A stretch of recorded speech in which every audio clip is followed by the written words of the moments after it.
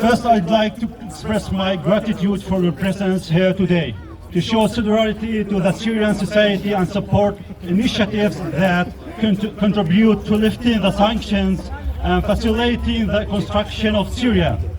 I would also like to express my gratitude to Norway for its generosity towards Syria. Norway has been always a leader in the field of humanitarian aid. Syrians have been exposed to every form of suffering imaginable: arrest, torture, murder, drowning, displacement, poverty, theft, racism, and more. On top of this, they've faced the COVID-19 pandemic and devastating natural disasters. Therefore, we call for the immediate lifting of sanctions on Syria. The Syrian people wonder why the U.S., for example, continues to enforce the Caesar Act sanction in Syria, while the oppressive Caesar Bashar al-Assad is no longer in power, imposed in 2019.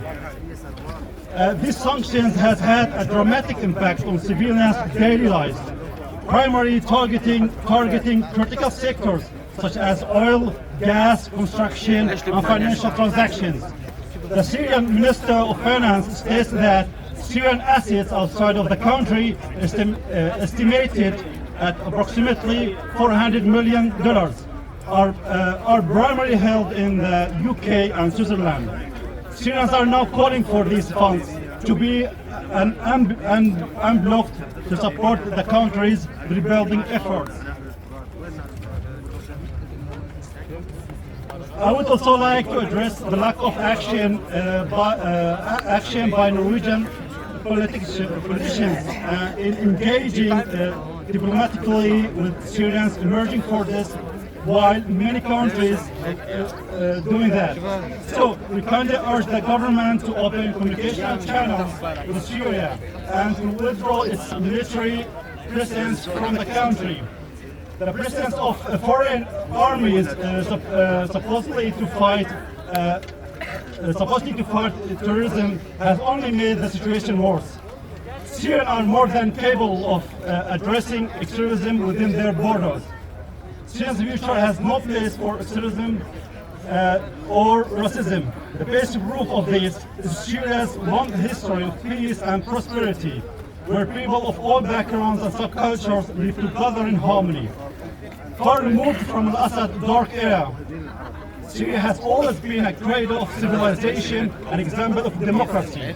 Throughout history, it has extended its hand to the international community, supporting fair causes and human rights around the globe. Now it is the time for the international community to step up and show solidarity with Syria.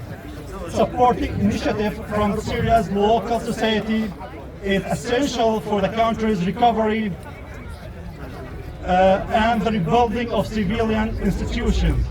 According to the UN agency, over 90% of the population is living below the poverty line. This is crazy, guys. Making the need enormous and urgent. Your help will not be forgotten. It will be remembered and repaid in time. Syria needs everything right now, from humanitarian aid to support for reconstruction. And remember, every small deed helps Syria succeed. Thanks for listening.